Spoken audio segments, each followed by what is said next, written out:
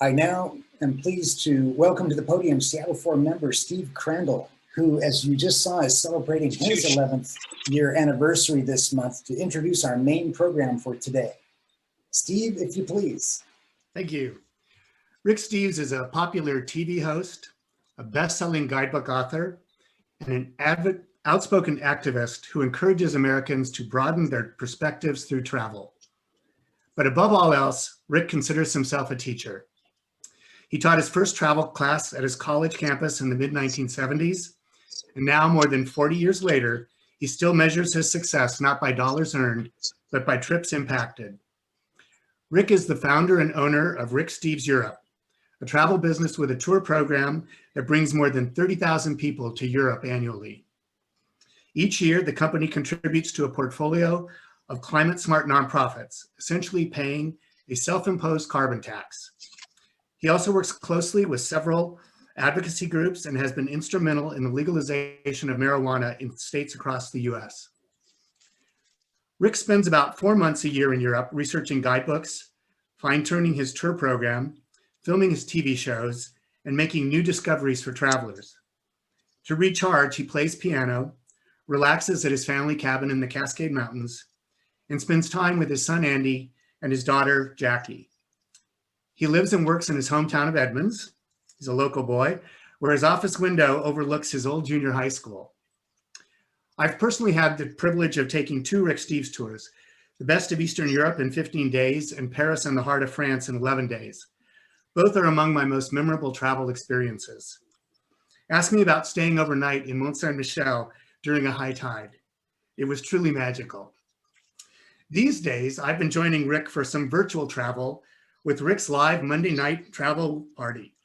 I invite you to join us as we experience the fun, conviviality, intimacy, and spontaneity as Rick hosts a happy hour on Zoom from his living room. Each week, he shares his personal, inspirational, and sometimes hilarious behind-the-scenes commentary, followed by a Q&A. And the best part, Rick shares food from the region and invites his audience to join him in a group meal. It's really the next best thing to being there. Ladies and gentlemen, Rick Steves. Oh, thank you, Steve. That's so fun to think that we can host all these travelers on Monday nights. And I never thought it was going to morph into a food festival, because I'm far from a cook, but I've been enjoying every Monday, looking forward to sharing some treats, and people want to know what we're going to be serving, and they have the treats also. And we are communing together all over the United States. And we just had to up our webinar license from 3,000 to 5,000. So we pretty much fill it up with 5,000 households twice every Monday now as we celebrate this. But it's just great to be with you all today and talk about travel and talk about looking ahead after the pandemic and so on.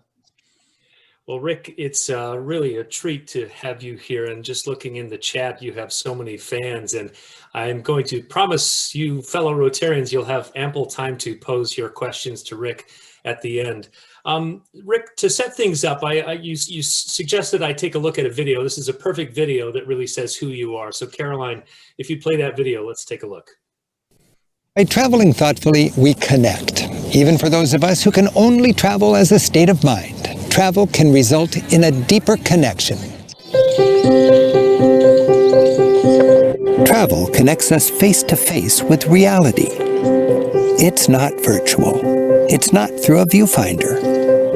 Travel is candid, honest, being in the moment. Okay. Thank you. In a world hungry for authenticity, we yearn for connection. And now she's quite big. She's like you, about like that, yeah. Travelers connect with different cultures, different people. On the road, strangers are just friends we've yet to meet. Travel frees us from routine. It creates room for serendipity. Okay, so now I'm ready to be a shepherd. Serendipity leads to connections. Travel forces us to bend and to flex. It makes us more tolerant and inspires us to celebrate diversity. The lessons I've gained from exploring Europe, the land of my heritage, are universal. For me, these lessons are affirmed and then stretched when traveling further afield. As a child ventures beyond his backyard, I ventured beyond Europe. Year after year, I pushed my boundaries. The world opened wide with a montage of wonders and lessons learned. Traveling beyond my comfort zone, culture shock became constructive. The growing pains of a broadening perspective, my ethnocentrism challenged. The celebration of difference and oneness at the same time. The recognition that love is love in their home just as in mine. I think this is a beautiful, beautiful welcome here. Through travel, we see a world filled with joy, with compassion, and with good people. We learn the more we reach out, the more we receive. We learn that we all share the same world. Nice. And we all share the same window of time. Travelers seek bridges rather than walls. Every wall has two sides and two narratives. For one to be truly understood, both must be heard. Traveling, we realize the challenges of our future will be blind to borders and best overcome not by conflict and walls, but by community and bridges. There's so much fear these days. The flip side of fear? It's understanding. And we gain understanding when we travel. What is this? The celebration of Obama's birthday. Travel is more than a holiday. It gives us new experiences, acts as our greatest teacher, makes our lives more meaningful, and connects us with a global family. We can't all travel physically, but anyone can live with a traveler's mindset. It's a choice. Travel makes us more comfortable with the world, our hearts bigger, and our lives richer. And it makes us happier. And that is why we travel. By traveling thoughtfully. Wow. So, Rick, what an amazing video that was. I want to start our conversation today by talking about the COVID-19 pandemic. If there's one industry that has been so impacted, it's the travel industry. How has the past year gone for you? The past year has gone from me. It's gone from euphoria to desolation, basically. I mean, 2019 was our best year ever. I employ 100 people here in Edmonds. We do all sorts of things to help people travel. I write guidebooks, make a TV show, radio, and our tours. And I remember my publisher likes to come up from San Francisco and celebrate what our guidebooks are doing. We've got 50 guidebooks or so. And he had a list of the top 30 United States published guidebooks for European travel. And Rick Steves was on the cover of 25 of them, and we were just so excited. And as I mentioned, we have all our guides here every winter for our week-long celebration and summit. And 2019 was by far our best year. We had 30,000 people on 12 or 1,400 different tours. And we were well on the way to having a better year yet. In 2020, we had, I think, 25,000 people signed up for tours. And then the same week, all our guides flew home. This tsunami just swept over us and travel just ground to a halt. So we spent a couple of months processing all the refunds. We're not designed to give money back. We're designed to take money in, like most companies. And it's been zero revenue for the last year. I've got 100 people on my payroll. I'm committed to keeping our team together. I think it's the right thing to do. For 30 years, we've been profitable and had a great time. And you got to take the good years with the bad. So we're having a couple of bad years now. But we're keeping our staff together. We've trimmed our sales a little bit. We're working at a scaled down sort of workload, but we fully expect to ramp up, and we don't know when. That's the odd thing about this. We've been through many different ups and downs with terrorism and volcanoes and great recessions and so on, but there's been nothing like this. And I just really, we're going to be able to ramp up because I'm privately held and I've got the capital to keep our company together. But I really worry about small businesses. I worry about what I find so attractive about Edmonds is all the little creative ventures and the one-offs and the mom and pops. And that's what I find lovely about Europe. And I just hope and pray when this is done, it's not just the giant corporations with the economy of scale and the vast economic resources to survive this that will still be standing, but that will still have the funky, creative, sparky little mom and pops that make travel so much fun. When I think about my favorite hotels and restaurants and experiences in Europe, so many of them are small businesses, and we don't know what's going to be happening. When I go back to, as soon as we're able to go back to Europe, I'm going to gather my researchers and co-authors together. We're going to research a couple of towns all together and assess what COVID has done to the environment for travel. And then we will fan out and we will just sweep through Europe with all of our guidebooks, because we cover all of Europe in our guidebooks. And we will clear away the debris from this COVID time. And then we will make our guidebooks accurate again. And I honestly don't know. I've got a friend who runs a museum in the United States, and he figures a third of all the museums that have had to close because of the pandemic will not reopen. That's a scary thought. So you're going to, at some point, go on sort of an intelligence gathering mission. Yeah, I would say when it comes to navigating COVID, patience is really important. Patience is not an American forte. It's certainly not a Rick Steves forte. But for the last year, patience is my middle name.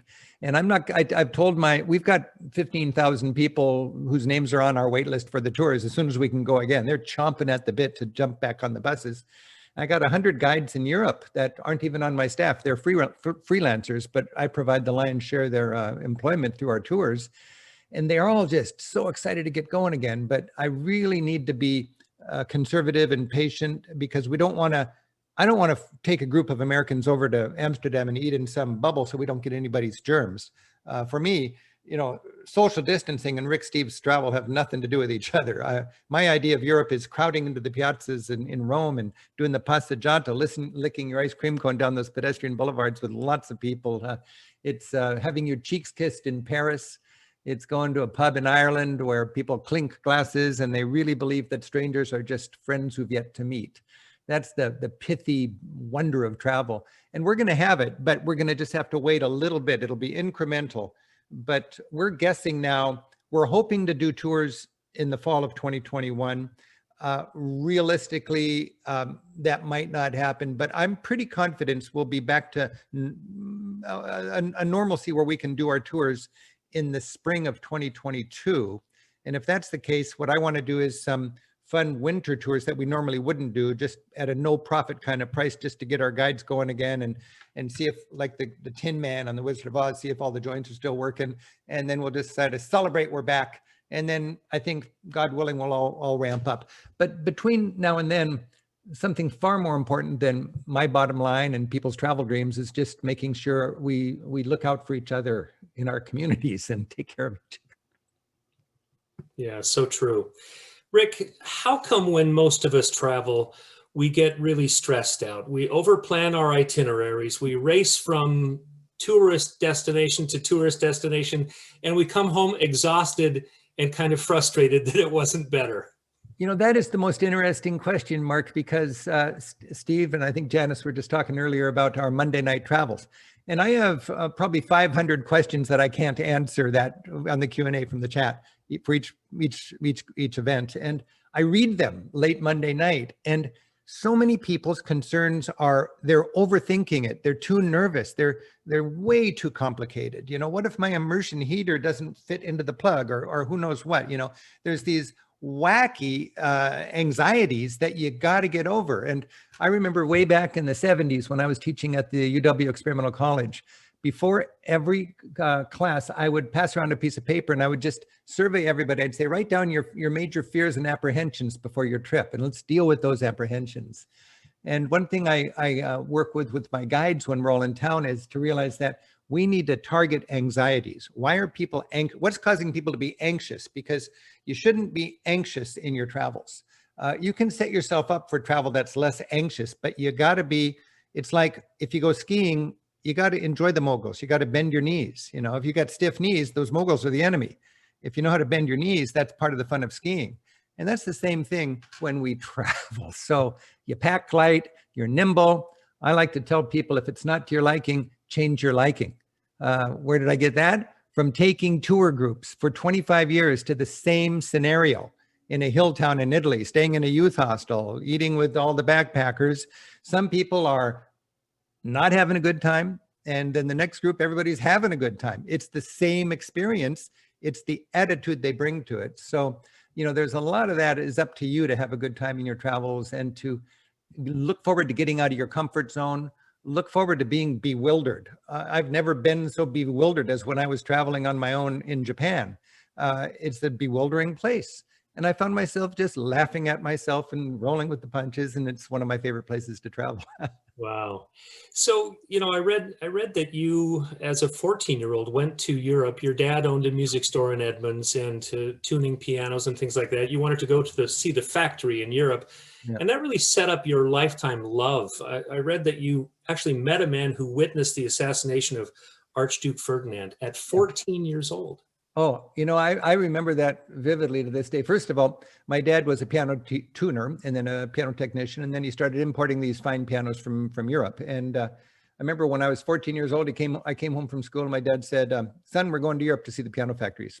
Oh, whoa, that just seemed like a crazy idea. But we went over there and we went to the piano factories and went to the finest piano factory in the world in Vienna, the Bösendorfer. It's the most expensive and beautiful piano.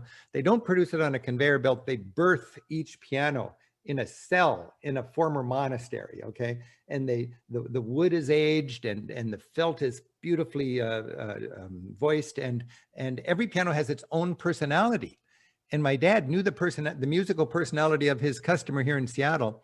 And we flew to Vienna, and Bösendorf would line up 5 or 6 of these big shiny black grands, and I would get to play each one, and my dad would think of the personality of the piano, and he'd match it with his customer here in Seattle, and he would autograph the sounding board, and then they'd put it in a box and ship it to Seattle. And later we'd go down and pick it up, and it really gave me an appreciation of the workmanship and the heritage and the love of culture and quality of Europe. And that, combined with those kind of experiences like you mentioned, where I met the man who said he witnessed the assassination. We went to church in a dusty little village right on the border of Hungary back during the Cold War, you know, it was 1969. And after church, we walked across the square, and I thought, this is amazing. Everybody's in church with their black hats and their shawls, and it's a multi-generational thing. And now they're going to all go across the way and drink wine together. And I thought, well, good, there's no incongruity here. And we walked past the fountain and into the wine garden. And then I remember very rustic bread and lard that they would just slather on the bread, and they'd eat that and drink the white wine, and people would tell stories. And this man with a fancy carved pipe and a handlebar mustache, who seemed like Methuselah to me as a 14-year-old, he was telling stories of seeing the assassination of Archduke Franz Ferdinand in 1914 in Sarajevo. And my eyes were just wide. And I had several experiences like that. And I went home and I vowed I'd go back to Europe every year for the rest of my life, which I have. And I got a European history degree at the UW accidentally. I remember waking up in Haggett Hall one morning, and it occurred to me, I've got 7 history classes under my belt. I didn't even realize that. 3 more and I'm a historian. Let's push on through. So I'm thankful for that, because my mom and dad dragged me to Europe when I wouldn't have gone otherwise. That's a great story. On your Twitter account, you have an article pinned to the top, which I just loved. I read it last night. The New York Times Magazine profiled you a couple of years ago, and I just want to read a little excerpt of that article, which was written by a man who says his life was absolutely changed when he and his girlfriend, when they were in college, came to hear you speak. So here's part of that New York Times Magazine article. Steves has established himself as one of the legendary PBS super dorks, right there in the pantheon with Mr. Rogers, Bob Ross, and Big Bird. Like them, Steves is a gentle soul who wants to help you feel at home in the world. Like them, he seems miraculously untouched by the need to look cool, which of course makes him sneakily cool. To the aspiring traveler, Steves is as inspirational as Julia Child once was to the aspiring home chef. Just a flavor of that article. But I think it really touches on who you are, Rick. You want people to travel because you want them to become better people, right? Yeah. By the way, Sam Anderson is an amazing writer. I love being, it's fun being interviewed, but I really like being interviewed when I read the interview and I learn about myself. And he taught me a lot about myself. But yeah, I think traveling is, I'm saddened when people don't have the curiosity to reach out and get out of their comfort zone and try something new. We like to joke at Rick Steves Europe, our mission is to inspire and equip Americans to venture beyond Orlando. We're 4% of this planet, and there's 96% out there. And sure, go to Disney World for 3 or 4 times, but after that, consider Portugal. You might learn something. You might realize the world is not a pyramid with us on top and everybody else trying to figure it out, but the world is just a festival of beautiful people. I mean, that's one thing you don't know unless you travel, perhaps. Your perspective is shaped by media or other people's fears or whatever, but when you travel, a fundamental thing you bring home, I think, is an appreciation that the world is filled with joy. It's filled with love. It's filled with people just like us. And there's plenty of affluence and wealth to go around. If we can just figure it out, we could all live peaceably and we could all do our own thing. And there'd be plenty of rich people, but we could be sustainable. And I just think that's a beautiful thing. And I always like to think of myself as kind of the modern day equivalent of the medieval jester. In the Middle Ages, the king would pay the jester to be annoying.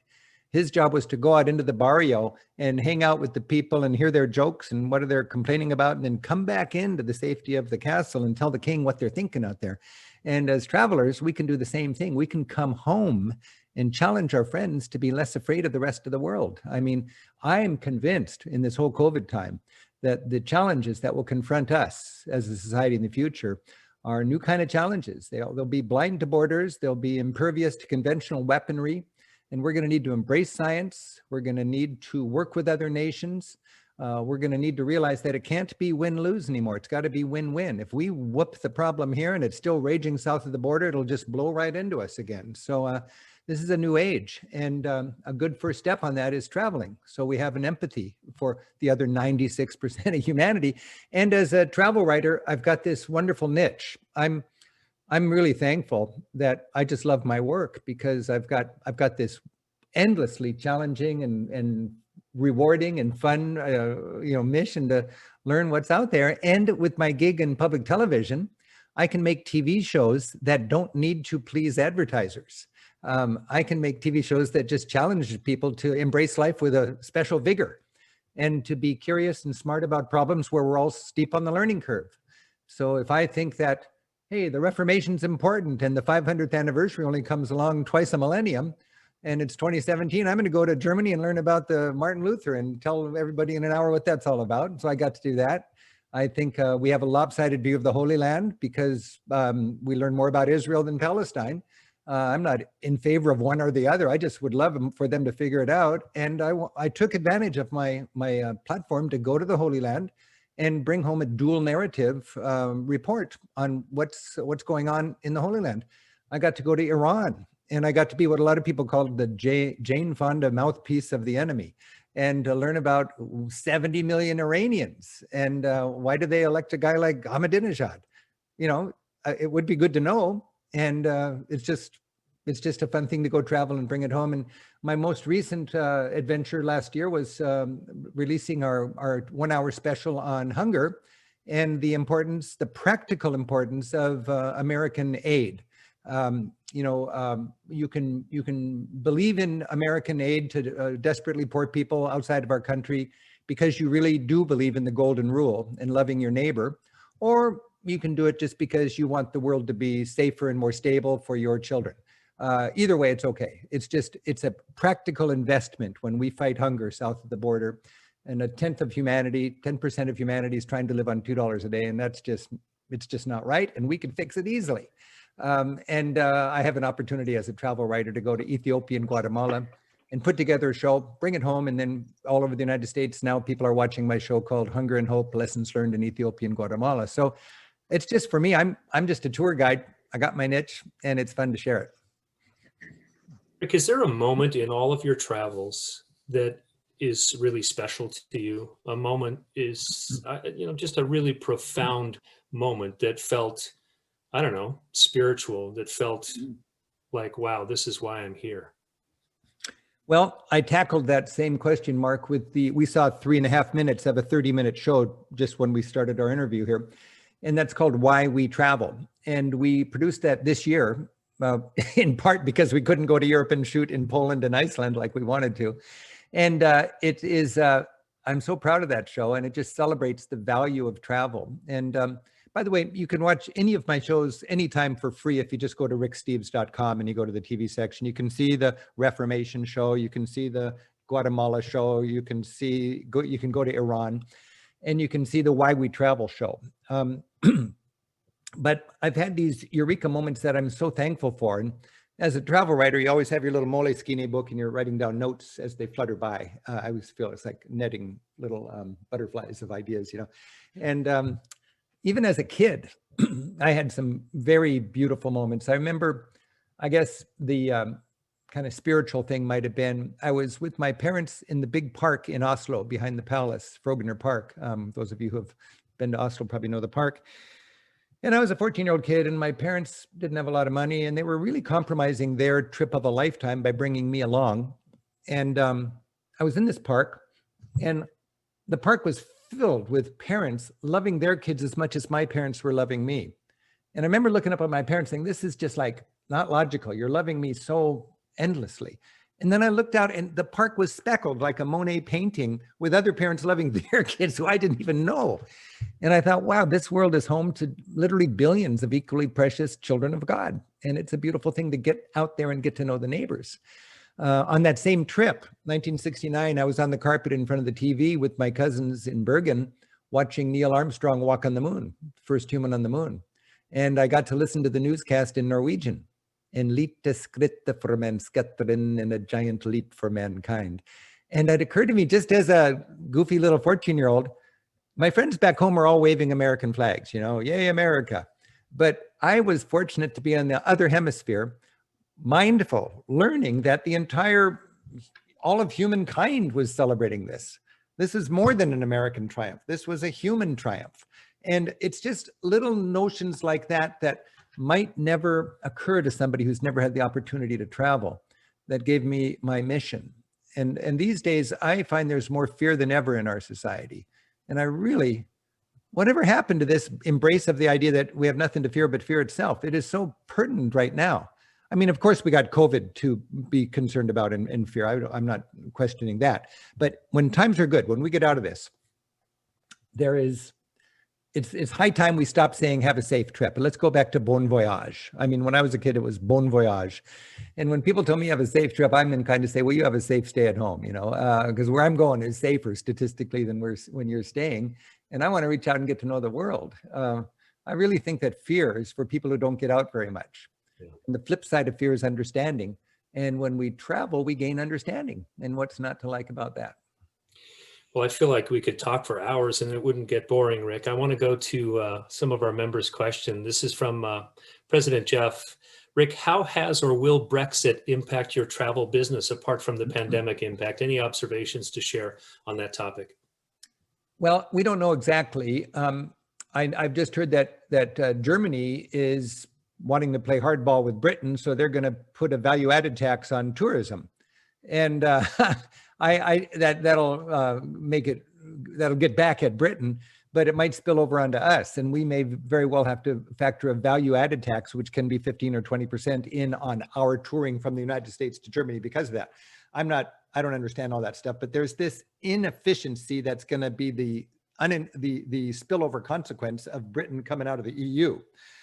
From a normal traveler's point of view, I just think the consequence is going to be Great Britain is going to be Little Britain, you know, but I don't see any serious downside from a travel point of view. I just see a serious downside from a Britain point of view, from an English point of view, and from the spirit in Europe of let's all live together, celebrating our diversity, but not being burdened by needless borders. In Europe, the EU, and this does not mean the European Union is going to fall apart. The question is, how big should it be? You see, the main thing is the core of Europe is a free trade zone, interweaving the economies of France and Germany.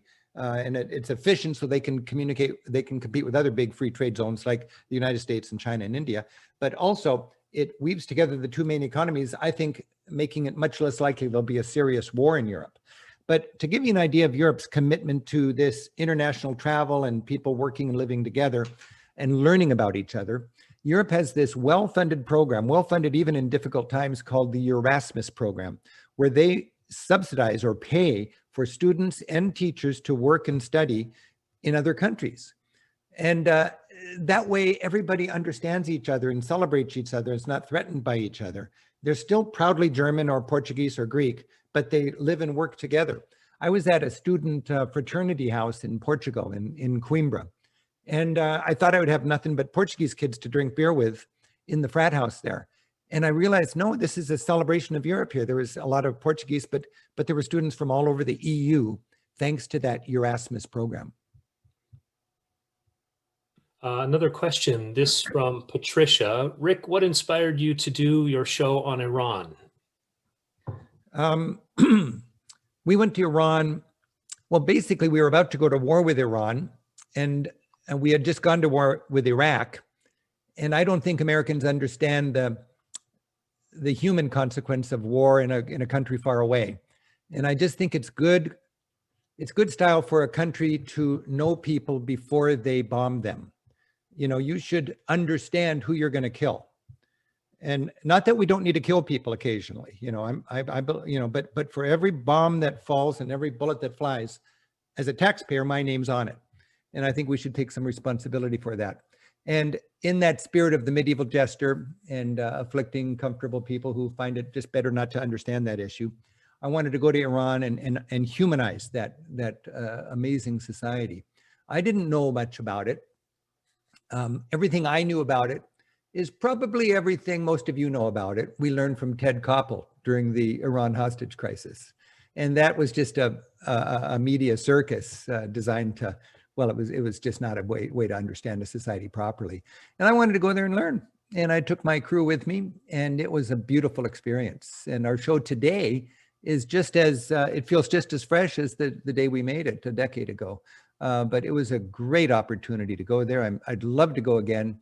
And it reminded me of the value of public broadcasting because, you know, when you do a show like that, you would never have an underwriter. Nobody would want to be associated with a show like that because they're afraid of what people might think if you wanted to make that happen.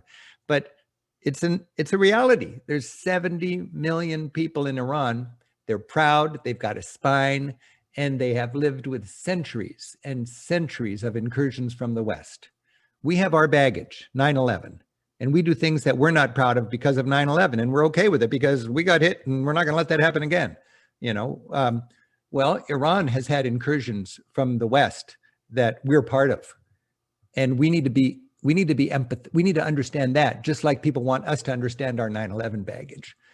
They've got this terrible heritage, like much worse than our Vietnam War, of invasion by Iraq, led by Saddam Hussein, funded in part by the United States of America. And they had the same carnage on their Western front that France and Germany had in World War I. And we went to the cemeteries in Iran, and they're called martyrs cemeteries. Every town's got one. Edmonds would have a vast martyrs cemetery. Mukilteo would have a vast martyrs cemetery.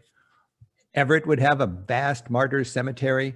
And every Friday, it's filled with wailing widows, as it has for 25 years, like it happened last week. And that's baggage. And I wanted to go there and learn about it because I'm part of it.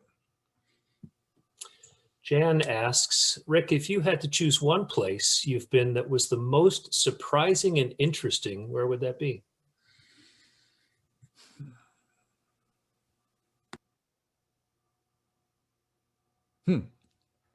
I'm fascinated by Islam. So I love to go to Morocco. I love to go to Turkey. I'm fascinated by Scandinavian sensibilities, social-ism. Scandinavians actually don't mind paying high taxes because they have a little more sophisticated understanding of what is efficient for a society to tackle collectively versus what is rugged individualism when it comes to organizing a society's economics. So I find that's interesting. I kind of missed the Cold War. I loved traveling in the USSR back in the old days. That was really interesting.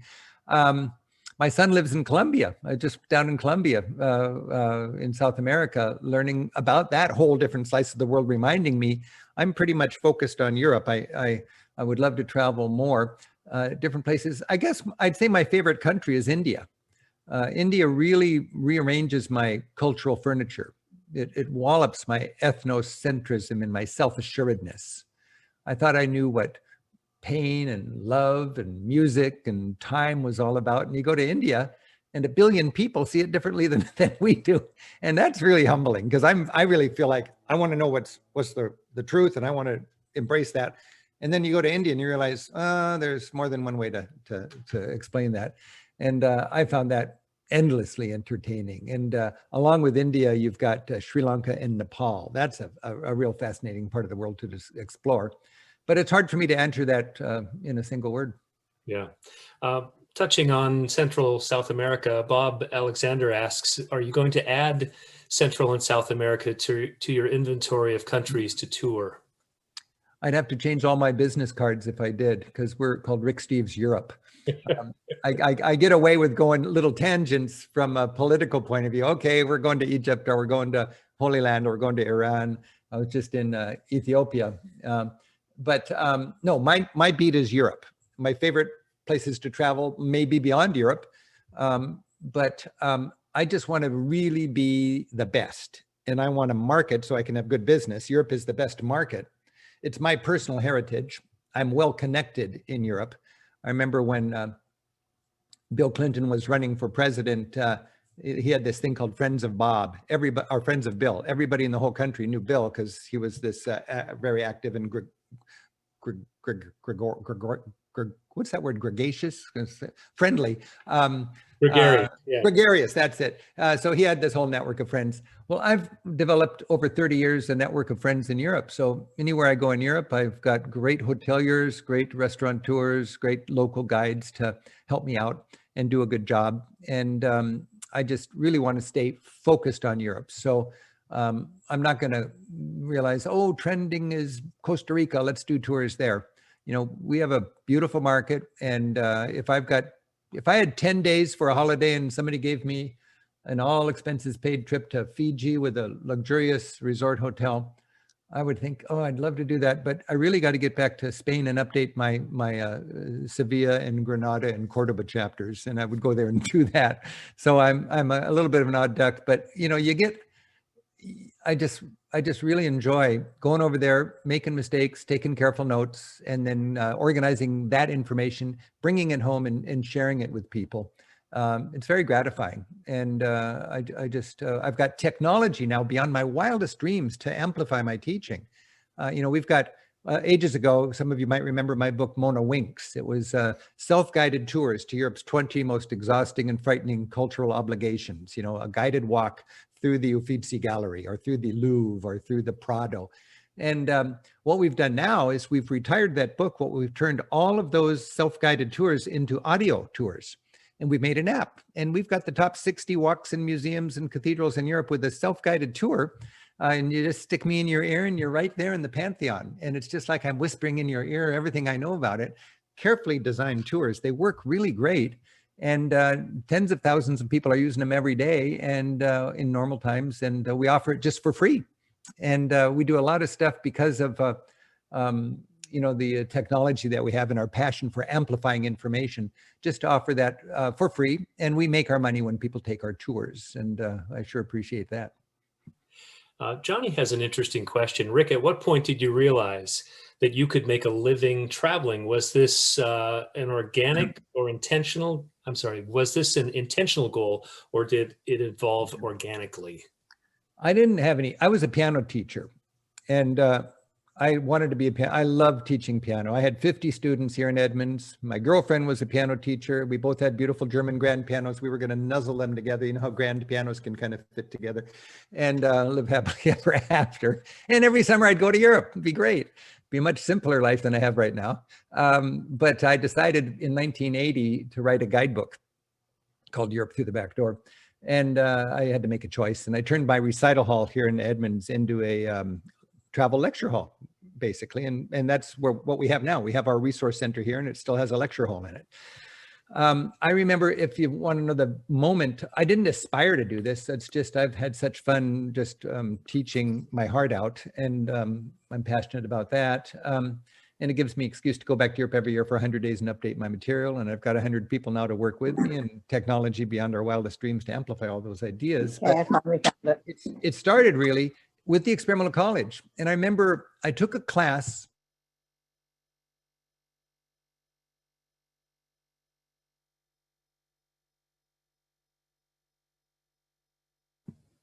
I think we You're lost muted, Rick. There you go. Yeah, Okay. something. I don't know how that happened. Where'd you lose me just a second ago? I took a class Experimental, yeah. about going to India on the hippie bus. And I was there with 20 kids in one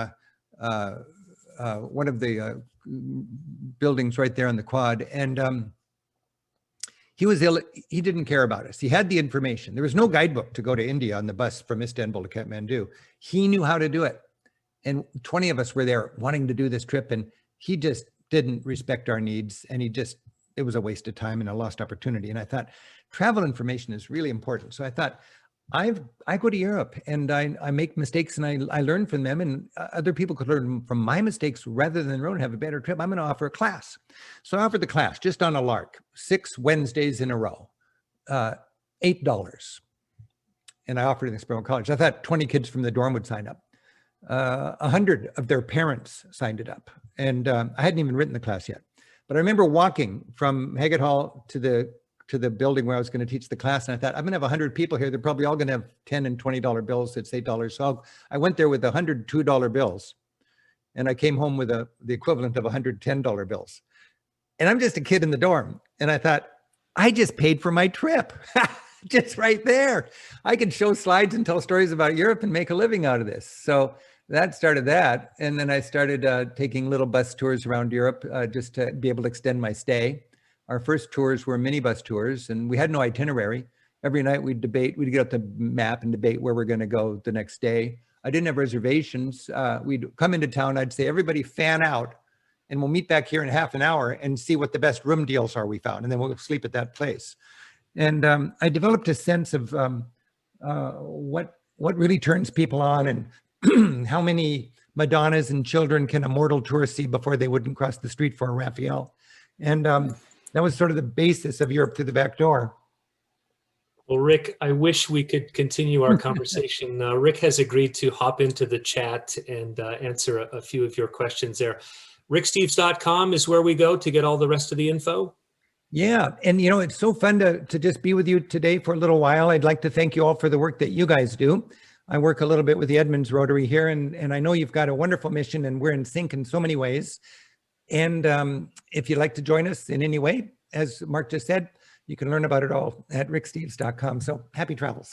Rick, thank you so much. And I was hoping to get into some of your philanthropy, but suffice it to say, you are doing so much to make the world a better place. And as Rotarians, we're grateful for you. Thank you. Thank you very much. Thank you, Rick. You're a Northwest treasure, and we're proud to have you join us today. Thank you again for your time. And thanks as well to our VP of Membership Recruitment, Mark Wright, as well as Steve Crane for the introduction. We want to thank our gold sponsor, Bob Alexander, for his support of our club meetings. Without his ongoing investment, our programs would not be as top-notch as they are. Thank you, Bob.